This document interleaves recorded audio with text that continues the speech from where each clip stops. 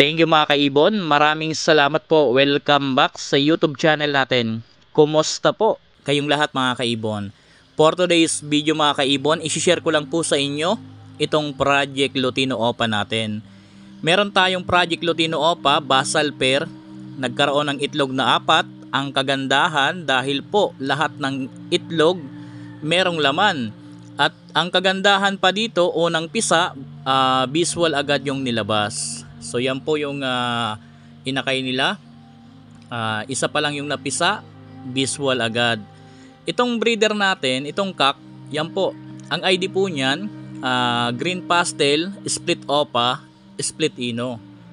Medyo time bird pa po yan dahil napakaamon yan. Galing po yan sa handfeed na ginawa natin na breeder. Kaya sa mga nagtatanong din kung pwede gawing breeder yung handfeed, so yan po. Dati po yan handfeed, ngayon po isa na pong tatay. So yan po, napaka-agresibo lang kapag merong inakay yung mga handfeed. Dahil medyo sanay sa atin sa tao, talagang lalapit at lalapit yan. Kaso merong inakay kaya medyo matapang. So yan po yung breeder natin na cock. Dating handfeed po yan. So yan po, medyo agresibo kumpara sa hen na dapat yung hen ang medyo matapang dahil yung hen natin syempre di naman galing sa handfeed yan, medyo mailap, talagang umiiwas. Di kagaya nitong cock natin na galing sa handfeed yan, talagang sanay sa tao, talagang lalapit at may inakay siya kaya agresibo. Ganyan po talaga yung mga handfeed na ginawang breeder. Kapag meron ng inakay, talagang matapang.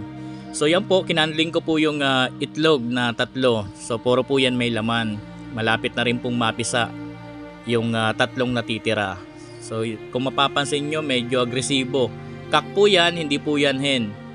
So siya po yung cock. Yung hen, nandoon nakadapo sa perch dahil hindi galing yan sa handfeed, medyo mailap. Siyempre kapag sumilip tayo talagang lalabas at medyo takot sa tao. Hindi kagaya nitong cock na galing sa handfeed, talagang agresibo at sanay sa tao. So yan po yung basal pair natin. Napakaganda. Basal pair, 4 na itlog, talagang puro po merong laman yung itlog. Isa lang naman po ang sekreto natin dyan. Yung palagi kong tinuturo sa inyo. Mamaya ipapakita ko po sa inyo yung sekreto natin. So yan, ang parisa natin dyan, green pastel, split opa, split ino, 6ling po yan na cock. Ang kapares po nyan, green pastel, split ino, opaline na hen. So yan po. Ngayon ipapakita ko po sa inyo itong sa kabila na Project Lutino Opa natin.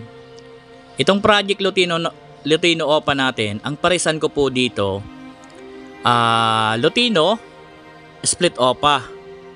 Ang kapares, green pastel opa, split ino na hen. So proven breeder natin yan, naglalabas po yan palagi ng Lutino Opa. Pangatlong clutch nila ngayon mga kaibon. Kung mapapansin ninyo, nagkaroon sila ng itlog na 3. So 2 lang po yung nabuhay at wala pong visual na nilabas. Pangatlong clutch nila ngayon, sa unang clutch hindi rin naglabas ng visual yan. Pangalawang clutch, naglabas po ng visual. Bali ang nilabas na visual isa lang. Ngayon, pangatlong clutch nila to, wala din visual na nilabas. Sa 3 itlog, 2 yung nabuhay, wala din pong visual na nilabas.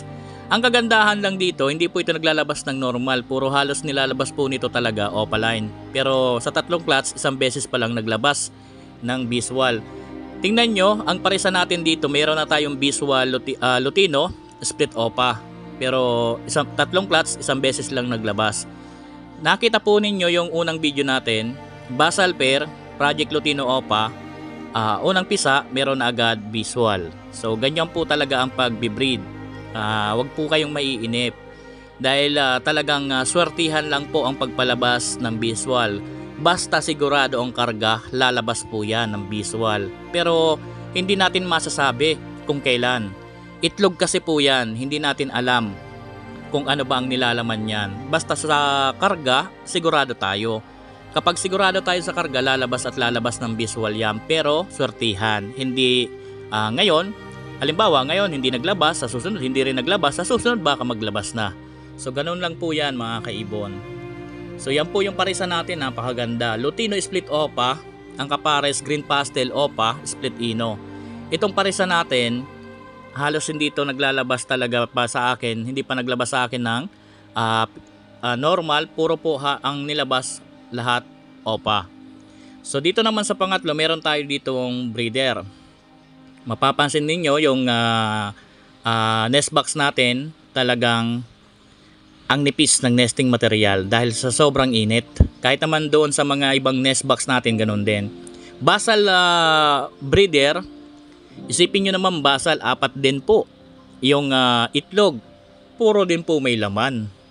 So ganyan po ang mga basal natin dito. Hindi po nangingitlog ng isa na meron 4, isa lang ang may laman. Or kaya naman 5 itlog, 2 ang may laman. Isipin nyo po yan, basal breeder. 4 na itlog, lahat merong laman. So meron tayong sikreto na ginagawa dyan.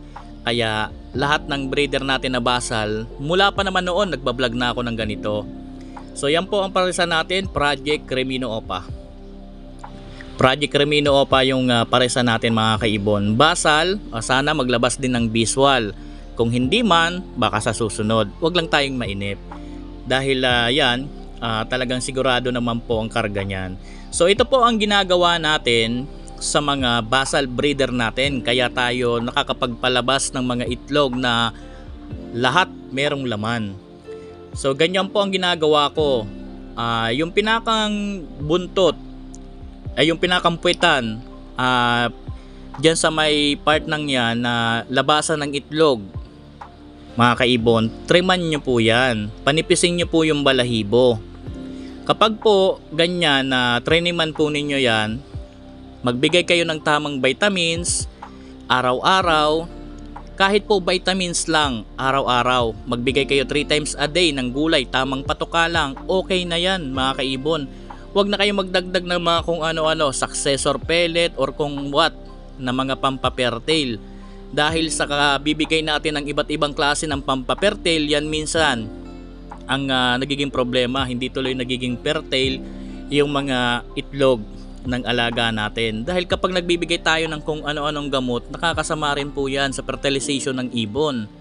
Importante lang dyan, triman mo yan na balahibo sa puwetan. Pag natriman mo, everyday, bigay ka ng vitamins. Ako, ang binibigay kong vitamins, sagupaan lang. Okay na po yan dahil nandyan na po lahat ng hinahanap ng katawan ng ibon sa sagupaan. Goods na po yan. Ngayon, magbigay kayo ng gulay, mas maganda malunggay. 3 times a week ang pagbigay. Dapat meron ding cattle bone dyan sa kulungan ng mga alaga ninyo or kaya naman mineral block. Yang kasing cattle bone, isa rin yan sa tumutulong para maging fertile at maging maayos ang shell ng alaga nating ibon kapag nilabas na po yung itlog. Yan lang po ang sekreto. Okay na po yan. Wala na po kayong hahanapin. So doon sa mga kaibon natin nanonood ngayon, maraming salamat. Na-share ko lang po yung mga alaga natin na basal, yung mga breeder natin. At doon sa parisan na kagaya ng pinakita ko sa inyo, visual, ang kapares ng visual, Project Lutino Opa.